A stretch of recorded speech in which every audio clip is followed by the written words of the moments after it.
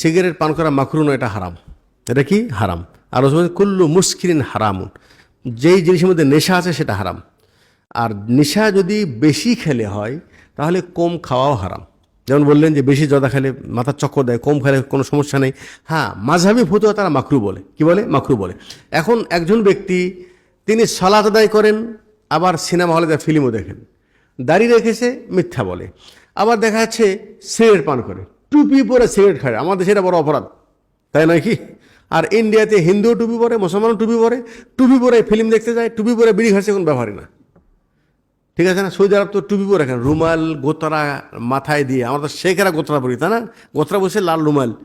আর Saudi আরবে যারা মানে বিড়ি খায়, ওরা ওই লাল রুমাল মাথা দিয়ে বিড়ি খায়।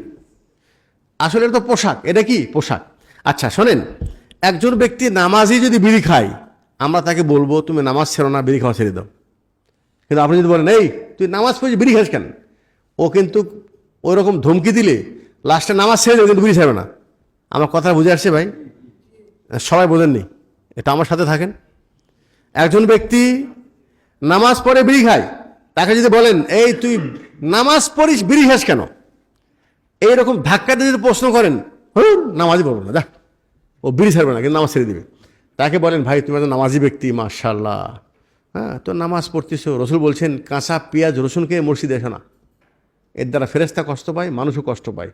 রসুল বলছেন যে কাঁচা রসুন পেঁয়াজ খেয়েছে সে ফাল্লিয়া তাজিল না ওয়ালিয়া তাজিল মুসল্লা না, ও আমার কাছে যেন না আসে, কোনো মুসল্লির কাছেই যেন না আসে।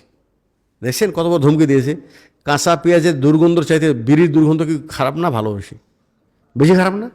তাহলে ওই বিড়ি খেয়ে সালাত পড়লে আপনার কাছে তো রহমতে ফেরেশতা আসবে না। ঠিক আছে? এজন্য ওই ব্যক্তিকে বুঝাতে হবে, তার হেদায়েতের জন্য দোয়া করতে হবে, ভাই তুমি এটা ছেড়ে দাও। আর এটা এমন একটা মারাত্মক খারাপ জিনিস যে পৃথিবীর এমন কোনো পণ্য নাই যার গায়ে লেখা আছে এটা তোমার জন্য ক্ষতিকর। ওই বিড়ির গায়ে লেখা আছে এটা স্বাস্থ্যের জন্য ক্ষতিকর, লেখার পরেও কোম্পানি বলে দিয়েছে, আমার কোনো দোষ নাই। কিয়ামতের দিন যদি বিড়ি ধরে তো বিড়ি বানায় বলছে আমি লিখে দিয়েছি গায়ে, তারপরে খাইছে। ইবলিসের মতো।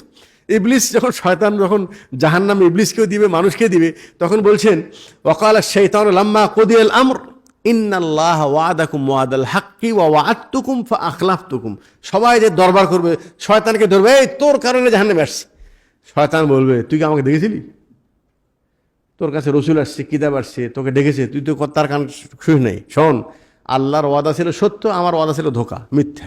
অতএব আজকে তোর ঠিকানা যেখানে, আমার ঠিকানা ওখানে, যত কিছুই বল, বের হওয়ার কোনো পথ নেই।